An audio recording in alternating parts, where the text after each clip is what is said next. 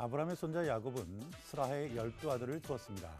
그들의 후손은 각각 지파를 형성하고 출애굽 이후에 가나안 지역으로 들어가 요단강을 사이에 두고 정착했는데요.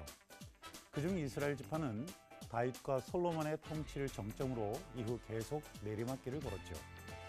그러다 그들의 행적은 묘연해졌는데요. 오늘은 사라져버린 이스라엘 10지파의 행적을 살펴보려고 합니다.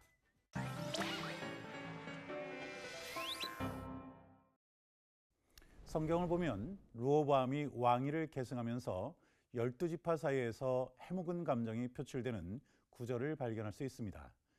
그로 인해 결국 12지파는 정치 및 지역적 이해관계에 따라서 남쪽 유다와 북쪽 이스라엘로 갈라서게 되는데요. 남쪽 유다에는 유다와 베냐민 두 지파가 잔류하고 나머지 10지파는 북쪽의 이스라엘을 건국하지요. 그런데 이스라엘은 아시리아 제국의 살메네셀 5세 공격을 받아서 BC 722년에 수도 사마리아가 함락되는데요. 이때 상당수의 이스라엘 주민이 포로로 끌려갔고 나머지는 아시리아 총독의 지배를 받게 됩니다. 당시 포로로 끌려간 사람들은 고향으로 돌아오지 못했고 이스라엘에 남은 사람들은 언젠간 그들이 무사히 돌아올 것이라고 기대했는데요. 하지만 기대뿐이었습니다.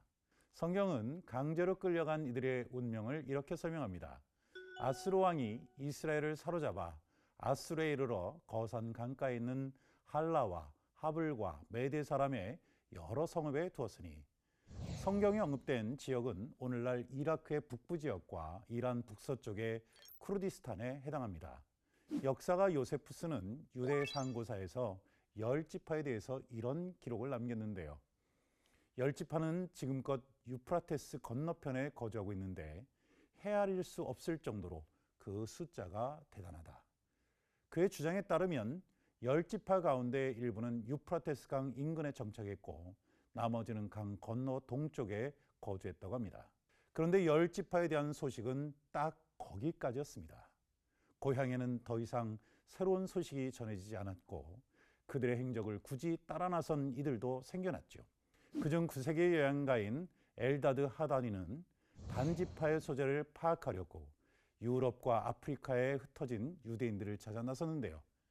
그는 단지파가 납달리, 갓, 아셀 지파와 함께 아프리카로 가서 독립왕국을 세웠다고 주장을 했습니다. 12세기 스페인 투델라의 유대인 베냐민 역시 페르시아와 아라비아 반도를 여행하다가 소식이 끊긴 10지파의 후손들을 만났다고 주장했고요. 세월이 흘러 16세기에는 라스카사스 주교가 아메리카 지역의 인디언들이 사라진 12지파라서 복음을 전해야 한다고 주장했고, 17세기에는 남미를 여행하던 유대인이 쉐마를 암송하는 인디언을 만났을 뿐만 아니라 유대인의 관습을 직접 확인했다는 기록을 남기기도 했습니다. 계속해서 19세기에는 런던 기독교 선교의 파송을 받은 볼프 목사가 부하라와 힌두쿠시에서 납달리와 스불론 지파의 후손을 자처하는 유대인들을 만났다고도 기록했지요. 이렇듯 사라진 10지파에 대한 관심은 세월이 지나도 수그러들지 않아서 최근까지도 계속 이어지고 있습니다. 탈무드를 현대어로 소개한 것으로 유명한 랍비 마빈 토케어는 아프가니스탄과 파키스탄 지역에 거주하는 파탄족이 10지파의 후손일 가능성이 높다고 주장했는데요. 현재는 비록 무슬림이지만 그들의 풍습이 유대인과 아주 흡사하다는 것이 이유였죠. 반면 인도와 미얀마 국경 지역에 거주하는 실룽이라는 부족은 보다 적극적으로 베네 문하셋, 즉 문하셋의 후손을 자처하고 나섰는데요. 그들은 자신들의 조상이 실크로드를 따라서 이동하다가 지금의 위치에 정착하게 되었다고 주장했습니다. 나아가 실룽족 가운데 일부는 이미 이스라엘로 건너가 정착했고, 그럴 만한 사정이 되지 못하는 사람들은 이스라엘을 방문해서 유대교로 개종한 뒤 정통 유대교의 규정에 따라서 결혼식을 다시 올리기도 했죠. 한편 비판적인 학자들은 실룽족의 주장을 일축했는데요. 그들이 문하셋 후손이라고 주장하는 것은 서구 기독교에 의해서 전해들은 이스라엘 10지파에 대한 피상적인 지식과 일부 선교사들의 몰지각한 선동에 따른 행동이라는 겁니다.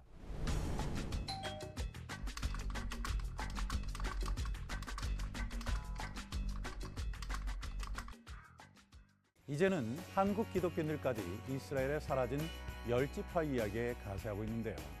열지파의 전설은 민족주의적 신념과 선민의식으로 인해 좀처럼 사그러들지 않고 있습니다.